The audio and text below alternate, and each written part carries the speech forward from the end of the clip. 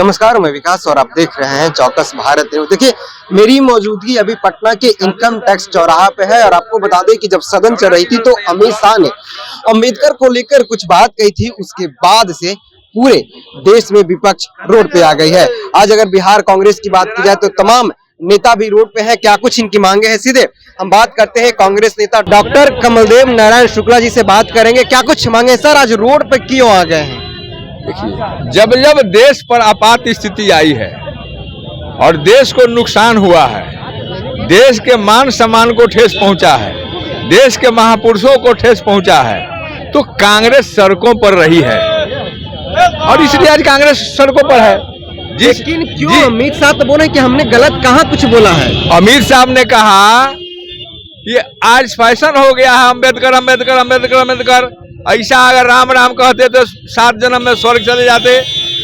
मैं अमित शाह जी से ही जानना चाहता हूं कि अम्बेडकर जी इस देश के लिए काम किए हैं, देश के संविधान के लिए काम किए हैं, संविधान को बनाए हैं, और अम्बेडकर जी के बारे में उनके मन में इतनी घृणा क्यों है, यह बताना चाहिए। वो तो बता दिए, प्रेस कॉन्फ्रेंस कहाँ बताए?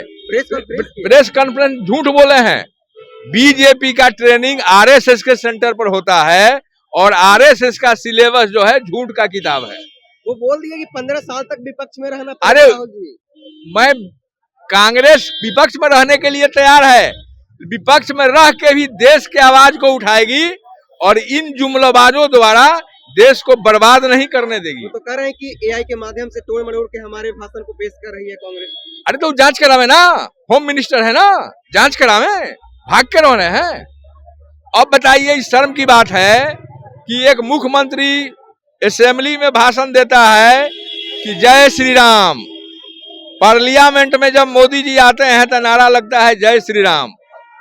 पार्लियामेंट जनता की समस्याओं पर बहस करने का एक मंच है, उसका हाउस है, धार्मिक स्लोगन देने का हाउस नहीं है। राहुल गांधी भी जीसस क्राइस्ट के नाम लेते हैं, वो जीसस क्राइस्ट के नाम कई बार लेते हैं, उसपे भी तो बीजेपी सवाल उठा रही है। जीसस क्राइस्ट के अगर नाम लिया सही, लेकिन जय श्री राम लगाएंगे तो वो गलत। मुझे राम पर आपत्ति नहीं है, लेकिन राम को बेचने वाले पर आपत्ति है। कांग्रेस के राम में और बीजेपी के राम में बड़ा बेसिक अंतर है, आप समझिए। कांग्रेस कहती है जब गांधी जी मरे तो कहे हे राम। आप बोलिए हे राम, देखिए कितना शालीनता आ रहा है, समर्पण आ रहा है। कांग्रेस बोलती है सिया राम। लेकिन लड़ाई एक सेकंड, कांग्रेस बोलती है सिया राम। देखिए कितना समर्पण है, कितना झुकाव है, लगता है कि हम संयमित ढंग से बोल रहे हैं। और मोदी जी बोलते हैं जय श्री राम, इसमें उत्तेजना है। आप बोल के देखिए, उत्तेजना आती है कि नहीं? तो बेसिक बात यह है कि जय श्री राम का नारा बजरंगबली ने दिया था, और उस जगह को आप याद कीजिए कि कहां दिया था। जब राम सेतु बनाना था और लंका पर चढ़ाई करनी थी तो अपने सैनिकों में उत्साह भरने के लिए, उत्तेजना भरने के लिए जय श्री राम का नारा दिया। मैं जानना चाहता हूं कि इस देश में किस पर चढ़ाई करना है, किसमें उत्तेजना भरनी है, यह नारा क्यों हे राम क्यों नहीं कहते हैं भाई, सिया राम क्यों नहीं कहते हैं? आप महिला के उत्थान की बात करते हैं, सिया जी को क्यों छोड़ देते हैं?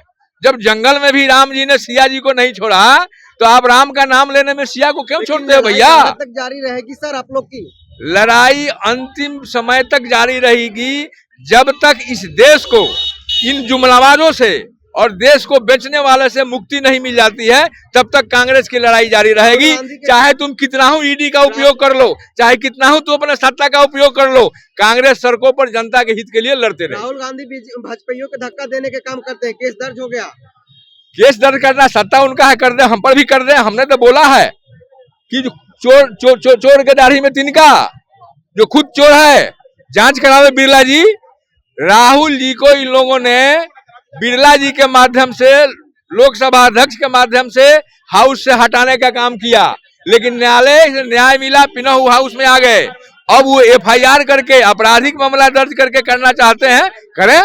न्यायालय पर भरोसा कांग्रेस को है, न्यायालय पर भरोसा रहेगा और न्यायालय से निश्चित जैसे पहले न्याय मिला है आज भी न्याय मिलेगा। आपने सुन रहे होंगे, तमाम कांग्रेसियों का एक ही कहना है कि हम लोग अमित शाह से इस्तीफा लेकर ही रहेंगे और भाजपाइयों को सत्ता से बेदखल करके रहेंगे। उसके बाद हम लोग चैन की सांस लेंगे। इन्होंने साफ तौर पे कहा है कि हम लोग हे राम कहने वाले हैं, सिया राम कहने वाले हैं, लेकिन जो भाजपा है, जो बीजेपी वाले हैं, जो प्रधानमंत्री हैं, ये लोग जय श्री राम के नारे लगाते हैं ताकि उत्तेजना हो। इन्होंने कहा कि ऐसे लोगों को हम लोग जल्द ही बेदखल करेंगे और हमारी सरकार बनेगी। और राहुल गांधी पे जो केस है वो फॉल्स है।